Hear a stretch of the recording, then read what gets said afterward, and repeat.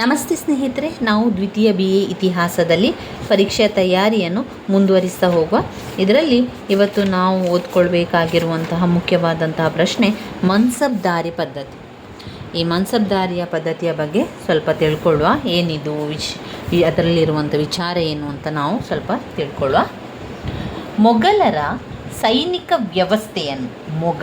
ಕಾಲದ ಸೈನಿಕ ವ್ಯವಸ್ಥೆಯನ್ನು ಮನ್ಸಬ್ದಾರಿ ವ್ಯವಸ್ಥೆ ಅಂತ ಕರೆಯುವಂಥದ್ದು.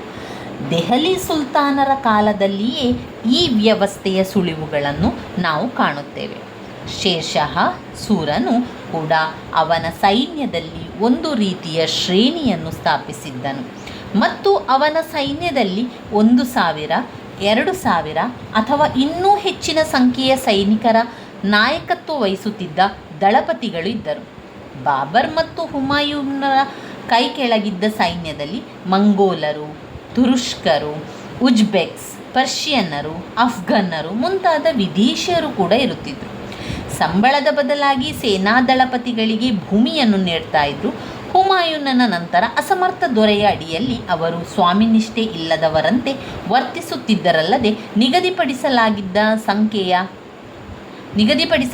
ಸಂಖ್ಯೆಯ ಸೈನಿಕರನ್ನು ಒದಗಿಸಲು ವಿಫಲರಾಗಿದ್ದರು. ಅಕ್ಬರನಿಗೆ ಸೈನಿಕ ಬಲದಲ್ಲಿದ್ದ ಸೇನೆಯ ಅರಿವು ಪ್ರಾರಂಭದಲ್ಲಿಯೇ ತಿಳಿಯಿತು. ಮೊಘಲ್ ಮತ್ತು ಉಜ್ಬೆಕ್ ನಿರ್ದೇಶನದ ಸೇನಾಧಿಕಾರಿಗಳ ಬಲವಾದ ವಿರೋಧದ ನಡುವೆಯೂ ಅವನು ಸೇವೆಯ ಮೇಲೆ ಸಂಪೂರ್ಣ ನಿಯಂತ್ರಣ ಮತ್ತು ನಿರ್ದೇಶನಾಧಿಕಾರವನ್ನು ವಹಿಸಿಕೊಂಡನು ಮತ್ತು ಆಮೂಲಾಗ್ರವಾಗಿ ಅದನ್ನು ಹೊಸದಾಗಿ ವ್ಯವಸ್ಥೆಗೊಳಿಸಿದನು. ಇದರ ಫಲವೇ ಪ್ರಸಿದ್ಧವಾದ ಮನ್ಸಬ್ದಾರಿ ವ್ಯವಸ್ಥೆ ಎನ್ನಲಾಗಿದೆ. ಇನ್ನು ಇಲ್ಲಿ ಮನ್ಸಬ್ದಾರರ ಕರ್ತವ್ಯಗಳು, ಅವರ ವರಮಾನಗಳು ಅದೆಲ್ಲ ಕೂಡ ನಾವು ತಿಳ್ಕೊಳ್ಬೇಕು.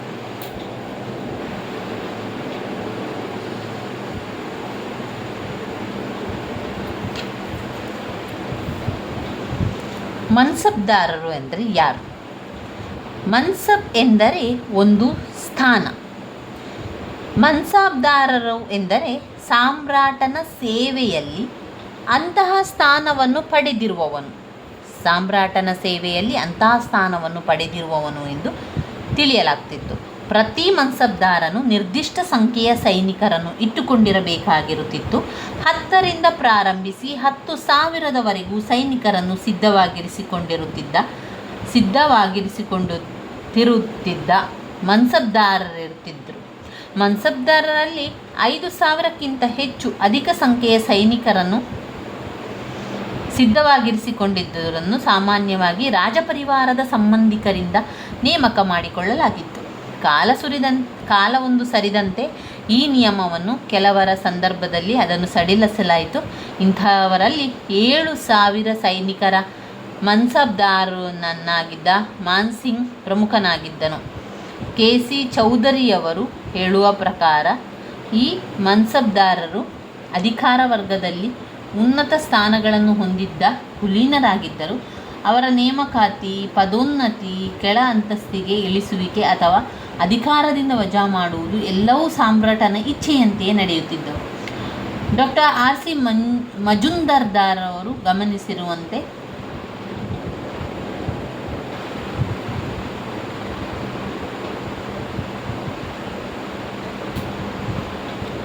ಅವರ ನೇಮಕಾತಿ, ಪದೋನ್ನತಿ, ಕೆಳಾಂತಸ್ತಿಗೆ ಇಳಿಸುವಿಕೆ ಅಥವಾ ಅಧಿಕಾರದಿಂದ ವಜಾ ಮಾಡುವುದು ಎಲ್ಲವೂ ಸಾಮ್ರಾಟನ ಇಚ್ಛೆಯಂತೆಯೇ ನಡೆಯುತ್ತಿದ್ದವು. Doctor R.C. ಮಜುಂದಾರ್ ಅವರು ಗಮನಿಸಿರುವಂತೆ ಈ ಪದ್ಧತಿಯೇ ಸೈನ್ಯ, ಕುಲೀನ ವರ್ಗ, ನಾಗರಿಕ ಆಡಳಿತ ಎಲ್ಲವನ್ನು ಕೂಡ ಅದು ಒಳಗೊಂಡಿತ್ತು. ಮನ್ಸಬ್ದಾರರ ಕರ್ತವ್ಯ ಏನಾಗಿತ್ತು ಅಂತ ಹೇಳಿದರೆ, ಮನ್ಸಬ್ದಾರರ ಕರ್ತವ್ಯಗಳು ನಾಗರಿಕ ಮತ್ತು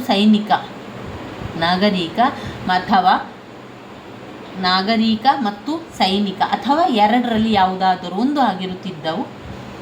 ಸದರ್ ಮತ್ತು ಖಾಜಿ ಇವರನ್ನು ಹೊರತುಪಡಿಸಿ ಸಾಮ್ರಾಜ್ಯದ ಉಳಿದೆಲ್ಲ ಅಧಿಕಾರಿಗಳನ್ನು ಸೈನಿಕರ ನಾಯಕರ ರೂಪದಲ್ಲಿಯೇ ನೇಮಕ ಮಾಡಿಕೊಳ್ಳಲಾಗುತ್ತಿತ್ತು. ಪ್ರತಿಯೊಬ್ಬ ಮನ್ಸಬ್ದಾರನು ಒಂದು ನಿಶ್ಚಿತ ವೇತನವನ್ನು ಪಡೆಯುತ್ತಿದ್ದು ಅದರಿಂದಲೇ ಅವನು ನೇಮಕ ಮಾಡಿ ಇಟ್ಟುಕೊಂಡಿರುತ್ತಿದ್ದ.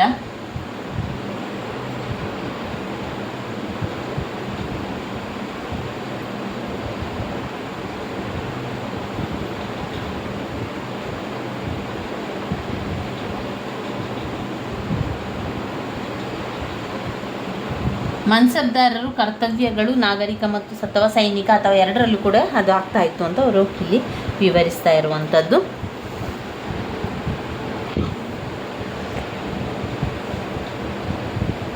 ದಂಡಿನವರ ಹಾಜರಿ ಹಾಕುವುದು, ಕುದುರೆಗಳಿಗೆ ಮುದ್ರೆ ಹಾಕುವ ಪದ್ಧತಿ ಕೂಡ ಜಾರಿಯಲ್ಲಿದ್ದರು.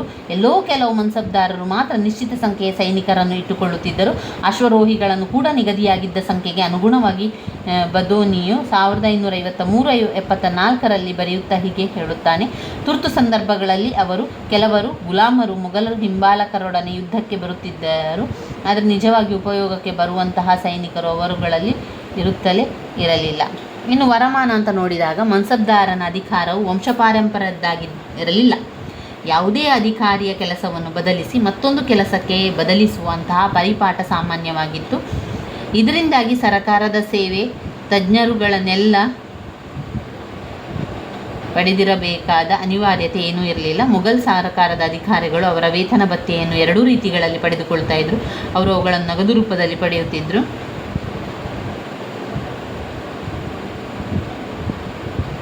ಅಥವಾ ಪ್ರಾಸಂಗಿಕವಾಗಿ ತಾತ್ಕಾಲಿಕ ಅವಧಿಯಲ್ಲಿ ಜಹಗೀರನ್ನು ಪಡೆಯುತ್ತಿದ್ದರು.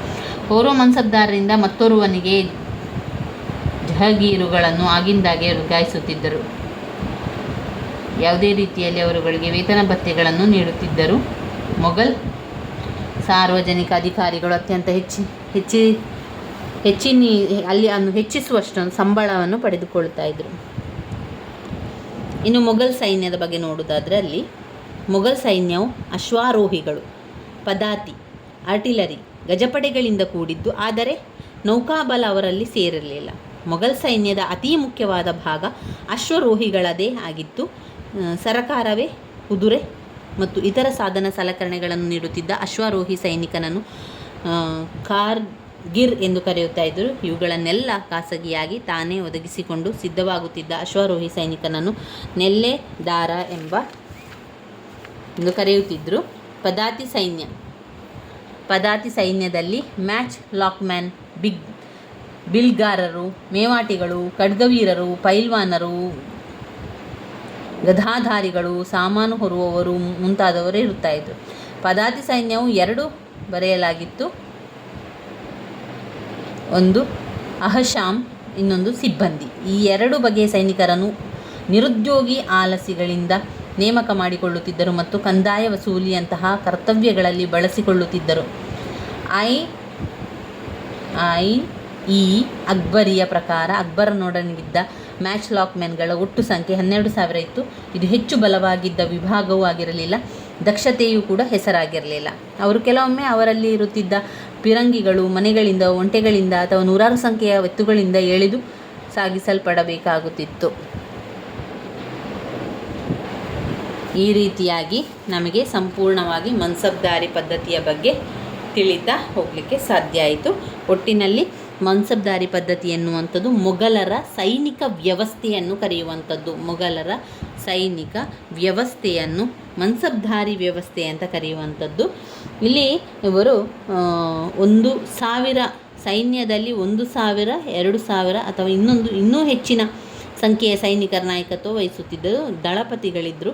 ಬಾಬರ್, ಹುಮಾಯೂನ್ ಕೆಳಗಿದ್ದ ಸೈನಿಕ ವರ್ಗವನ್ನು ಆಯ್ಕೆ ಮಾಡಿಕೊಳ್ಳುವಂಥದ್ದು. ಅಂದರೆ ಮೇಲಿನ ಭಾಗದಲ್ಲಿ 1,000, 2,000 ಈ ರೀತಿ, ಕೆಳಗೆ ಬಾಬರ್ ಮತ್ತು ಹುಮಾಯೂನ್ನ ಕೈ ಕೆಳಗಿದ್ದ ಸೈನ್ಯದಲ್ಲಿ ಒಂದು ಹೆಸರನ್ನು ಬರೆಯುವಂಥದ್ದು ವಿಚಾರವನ್ನು ಮಾಡ್ತಾಯಿದ್ರು. ಇವಿಷ್ಟು ಈ ವಿಚಾರಕ್ಕಾಯಿತು. ಇನ್ನು ನಾವು ಕಲಿಯುವಂತಹ ಮುಂದಿನ ವಿಚಾರ ಅಂತ ಹೇಳಿದರೆ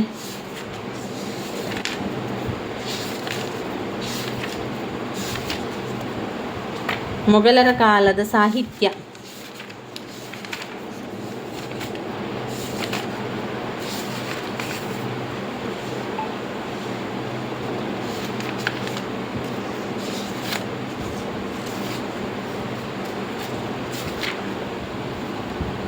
ಪುಟ ಸಂಖ್ಯೆ 118ರಲ್ಲಿದೆ.